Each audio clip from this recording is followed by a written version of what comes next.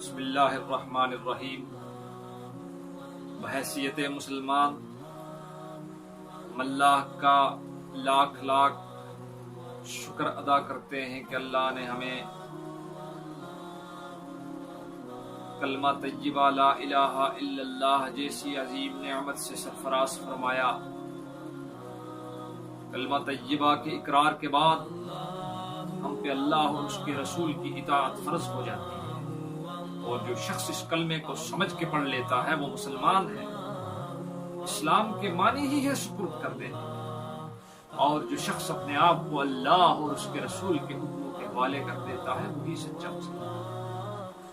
وہ اپنی تمام خواہشات کو قربان کر کے اللہ کی رضا حاصل کرتا ہے، اس کی پوری زندگی کلمہ کی تفسیر ہوتی ہے۔ وہ جہاں کہیں ہو مسلمان ہی ہوتا ہے۔ اسلام اور مسلمان کو کسی بھی سٹیج پہ ایک دوسرے سے جدا نہیں کیا جا سکتا۔ وہ جہاں کہیں ہوگا اللہ اور اس کے رسول کے حکم چل رہا، اس کی زندگی کا ایک ایک عمل اسلام کے مطابق ہوگا، اس کی پوری زندگی کلمہ کے سانچے میں ڈلی ہوئی ہوگی۔ اس کی نماز، اس کی قربانی، زندگی اور موت اللہ رب العالمین کے لیے ہوگی۔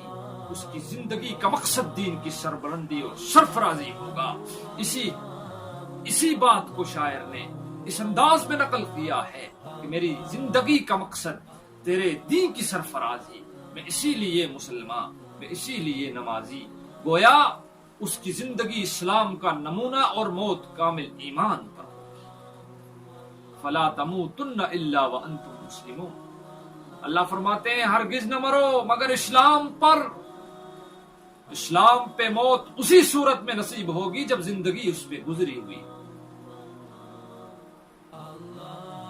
اس کلمے کو پڑھ کے مسلمان کی گردن بلند ہوتی ہے، وہ ایک اللہ کا ہو کر سب سے بے خوف ہو جاتا ہے، وہ اپنے مقام اور مرتبے سے واقف ہوتا ہے، وہ یہ سمجھتا ہے کہ میں اس زمین پہ اللہ کا نائب اور اللہ کا خلیفہ، اور نائب ہمیشہ جس کا نائب ہوتا ہے اسی کی پالیسی پہ چلتا ہے۔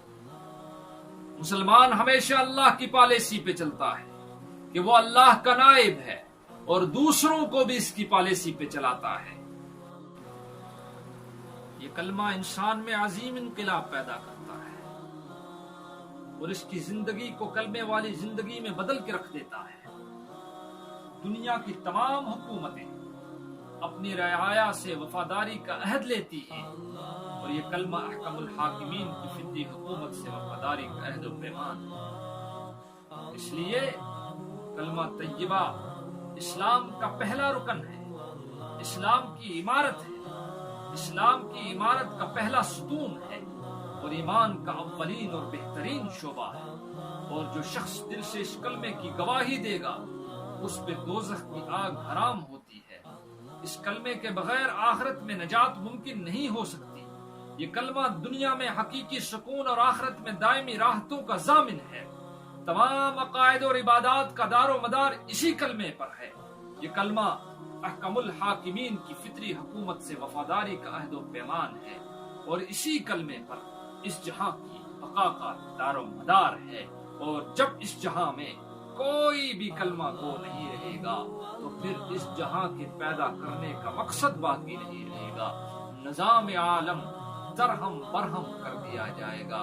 لہٰذا اپنی زندگی کو اس کلمے کی مطابق ان سنہری اصولوں پہ ڈھالنے کی کوشش کیجیے جن سنہری اصولوں کو اپناتے ہوئے صحابہ کرام رضوان اللہ تعالی علیہم اجمعین، ہمارے اکابر اسلاف نے اپنی صلاحیتوں کا لوہا منوایا، پوری دنیا میں اپنی طاقتوں کا لوہا منوایا۔